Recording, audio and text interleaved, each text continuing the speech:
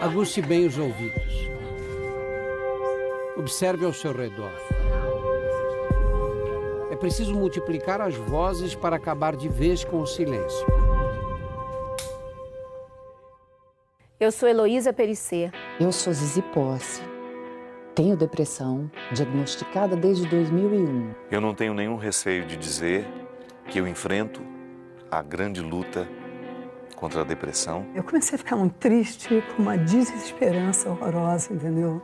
Um quadro, assim, de tristeza, assim, reinante. E eu não sabia o que era. Eu vivo do humor, de fazer rir. Mas doença não escolhe profissão, né? Eu era mais uma de uma rede de pessoas que tinham depressão. Eu tenho depressão. Eu tomei remédio durante 25 anos. Eu fiz terapia. Eu continuo com o auxílio dos remédios e, sobretudo, uma consciência muito iluminada para perceber aquilo que na minha vida ainda é um gatilho para aquilo que me adoece.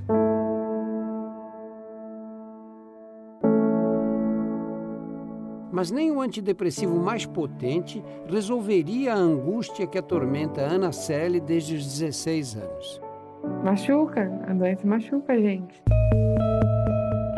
Sem forças para sair da cama, Ana Célia passou por vários psiquiatras e, para o desespero da mãe, teve que ser internada. Dói saber que a pessoa que você mais ama está doente, está sofrendo e você não tem mais o que fazer, assim. Não depende de você tirar aquela dor.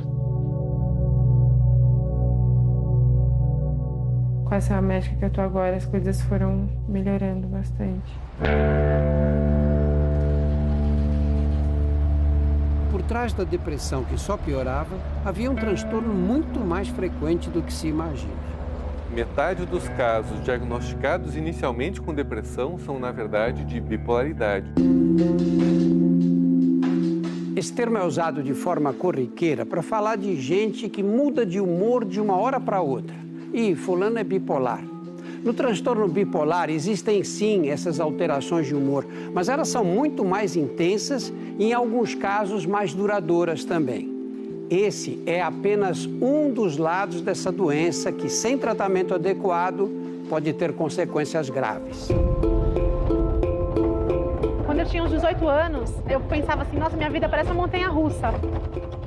De ter fases assim que eu não queria tomar banho, que eu não queria me cuidar, que eu não queria comer, que eu só queria dormir. E aí, em compensação, algumas épocas eu queria estudar, sair, namorar, viajar. Quem sou eu, na verdade, né? Eu gosto de sair, de viajar, de trabalhar, ou eu não gosto? O transtorno bipolar é uma oscilação do humor que não está de acordo com o que está acontecendo na vida. Essas pessoas passam por fases depressivas e por fases eufóricas, com aceleração de pensamento, impulsividade, irritabilidade, de maneira muito desproporcional ao que está acontecendo na vida dessa pessoa. Tenho problemas de relacionamento com as pessoas com as quais eu convivo. Por uma explosão, eu solto um palavrão, ou bato na mesa, ou não consigo manter o controle, né? Foram muitos rompantes desmedidos até que o Pablo simplesmente não conseguiu mais ir ao trabalho. Por causa dessas situações, essas reações de depressão, de choro, de não poder encarar uma turma. Professor universitário em João Pessoa, Pablo passou 13 anos se tratando com antidepressivos até receber o diagnóstico de transtorno bipolar. Parece meio contraditório, né? Mas é que se sabe que os antidepressivos eles podem ter um efeito mais deletério para o paciente, piorando a depressão, aumentando o risco para entrar em euforia ou mesmo tornando essa depressão mais resistente a tratamentos convencionais. Foi exatamente assim com a Ana Célia. O antidepressivo fez muito mal. E a gente foi vendo que não era nada daquilo. O buraco estava muito mais embaixo. Não é difícil entender por que tantos pacientes com bipolaridade demoram a receber o diagnóstico correto. A maior parte dos pacientes com transtorno bipolar iniciam a sua doença com depressão. Eu fiquei uma semana sem tomar banho, uma semana comendo só uma barra de chocolate, sem sair do quarto, sem fazer nada. Cabe a um psiquiatra investigar em profundidade o histórico do paciente para descobrir se, ao longo da vida, ele teve o outro lado do transtorno bipolar. Episódios que a medicina classifica como euforia. Para fazer o diagnóstico, o médico tem que ter tempo de perguntar como é que a pessoa é desde criança. E a família tem que ajudar a dar a informação, porque a própria pessoa não lembra. Frequentemente, o paciente não consegue perceber que ele está assim, funcionando num nível acima do normal, do seu habitual. Até porque muitas vezes ele saiu de uma fase de depressão, ele argumenta assim, não, eu estou ótimo, eu estou compensando o tempo perdido. Você fica alegre, fala piadas, faz brincadeiras e tal. Todo mundo acha que você está bem, né? Não é alegria exagerada. Alegria aumentada até pode acontecer, mas ela dura minutos. Daí vem de novo a irritabilidade, a pressa, a impaciência, dirigir irritado. Em casos mais graves da bipolaridade, a euforia leva a uma excitação exagerada nas áreas do cérebro relacionadas às recompensas. E aí é comum surgirem comportamentos compulsivos por álcool, comida, sexo, gastos ou drogas. Não tô bem, preciso comprar para me sentir bem. Então, comprar coisas assim que nunca usei, roupas que nem servem direito. Juliana já era casada quando descobriu a bipolaridade. Durante algum tempo, conseguiu ser atendida pelo Hospital das Clínicas em São Paulo, mas acabou perdendo a vaga depois da terceira gravidez. No HC eles eram muito bacanas, eles falaram assim, a gente quer que você se trate, mas a gente quer também tratar a sua família. Porque a sua família é importante saber o que você tem. Eu fui descobrindo e fui aprendendo. Eu sinto que são momentos de altos e baixos e o maior desafio para mim é justamente saber lidar nos momentos de crises. O tratamento adequado envolve estabilizadores de humor associados ou não a antidepressivos, terapia regular e muita disciplina dos hábitos do dia a dia. As pessoas precisam se pôr para dormir à noite e levantar de manhã sempre no mesmo horário. Precisam tomar café da manhã. Existe uma associação clara entre transtorno bipolar e suicídio.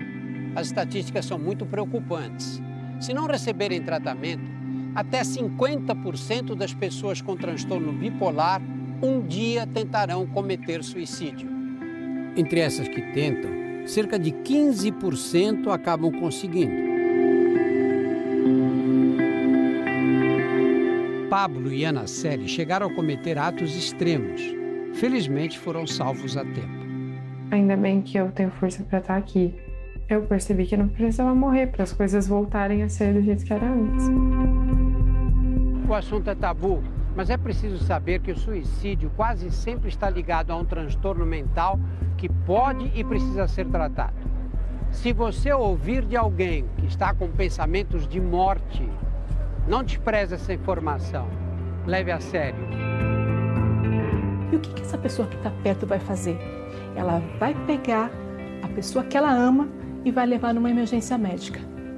Precisa ser avaliado se o risco suicida é grave e que pode melhorar esse risco suicida grave fazendo o tratamento correto da doença de base. E se ela não aceitar ser encaminhada para emergência, você vai chamar o SAMU 192. É assim que se resolve uma emergência médica quando a gente não tem capacidade de resolver sozinho. O suicídio é a segunda principal causa de morte nos jovens de 15 a 29 anos. Por isso, a vigilância deve começar já dentro das escolas e continuar nas universidades. E dentre os sintomas estão a automutilação, comportamento autolesivo, as tentativas e ideação suicida. Numa pesquisa feita com 1.279 alunos de 6 escolas públicas de Duque de Caxias, na região metropolitana do Rio, a socióloga Deise Miranda encontrou dados preocupantes. Do total de participantes, nós encontramos 288 declarações de jovens e adolescentes com sofrimento emocional, como, por exemplo, depressão e ansiedade. A gente tinha 36 alunos que já tinham tentado o suicídio. A gente tinha 25 alunos que se mutilavam. Os números foram ponto de partida para um projeto piloto inspirador com incentivo da Prefeitura. Um treinamento para professores e funcionários identificarem na escola os adolescentes que possam estar em risco. Eu já tenho alunos que me enxergam como ponto de apoio. Eu tenho alunos que vêm até mim para poder pedir socorro por um problema que está passando em casa. Quantos pedidos de ajuda velados são menosprezados nas redes sociais? Na Inglaterra, uma menina de 14 anos postava regularmente seu sofrimento. O fim trágico de Molly Russell serviu de alerta e agora ambientes virtuais também são monitorados. Em São Paulo, por exemplo, uma agência de publicidade desenvolveu o que chama de algoritmo da vida. É uma ferramenta que a gente desenvolveu para detectar em posts em mídias sociais a propensão ao suicídio. Desde janeiro, quando o sistema foi ativado, 34 milhões de mensagens foram analisadas. 500 mil tinham potencial depressivo e 1.320 eram muito preocupantes a ponto de serem encaminhadas a voluntários do Centro de Valorização da Vida, o CVV. CVV Posto Centro, bom dia. A base do CVV é sigilo e anonimato. Quem liga não precisa se identificar, ele atende nacionalmente pelo número 188. O atendimento pelo chat, ele facilitou muito a procura do jovem, até porque ele tem a facilidade de, teclando, entrar em contato de qualquer lugar, do próprio celular dele, onde ele estiver. Os familiares e amigos também precisam procurar ajuda. Em São Paulo e na Paraíba, tanto a mãe de Ana Célie quanto a mulher de Pablo encontraram grupos de apoio mútuo para aprender a lidar com o transtorno bipolar. Com as atividades nos grupos de apoio de família e a escuta de outros depoimentos, a pessoa começa a entender e a se esclarecer. O cuidador precisa de cuidados, porque senão você não consegue. Só Renata sabe a importância de um mergulho desses. Ver a filha ao ar livre, rindo de novo. Após 3 anos, a gente começa a ver aquela luzinha no fundo do túnel. Eu gostaria de trabalhar, estudar, voltar a passear com os meus amigos, ter um relacionamento com alguém. Os períodos entre uma crise e outra vão aumentando. E aí, muitas vezes, é a primeira vez, depois de muitos anos, que a pessoa volta a saber quem ela é. Juliana acaba de abrir um espaço de massagem terapêutica. A Juliana agora está muito mais estável, o que eu sinto é que ela está se encontrando cada vez mais. Em casa, disciplina e rotina garantem o sucesso do tratamento e dão segurança para as crianças. Ainda sobra tempo para passear e namorar. Finalmente a gente está conseguindo aproveitar o melhor da vida com 3 crianças lindas. Não desistam, insistam, acreditem no amor, acreditem na recuperação, que tudo vai dar certo.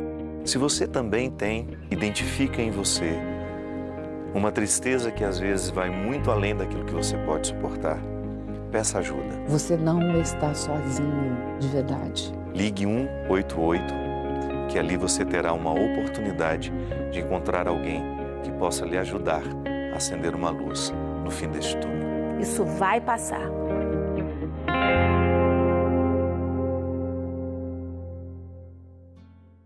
Mas vai ficar. Quantos alertas importantes nessa série, quantos depoimentos corajosos. Um deles da atriz Heloísa Perissé, que pouco depois da gravação descobriu um câncer raro nas glândulas salivares. Ela contou para o Dr. Drauzio Varela que passou por cirurgia para retirar o tumor. Agora vai fazer sessões de radioterapia e quimioterapia. A Heloísa está forte, muito confiante na recuperação e já pensando no retorno ao trabalho. E a gente torce por você, Heloísa.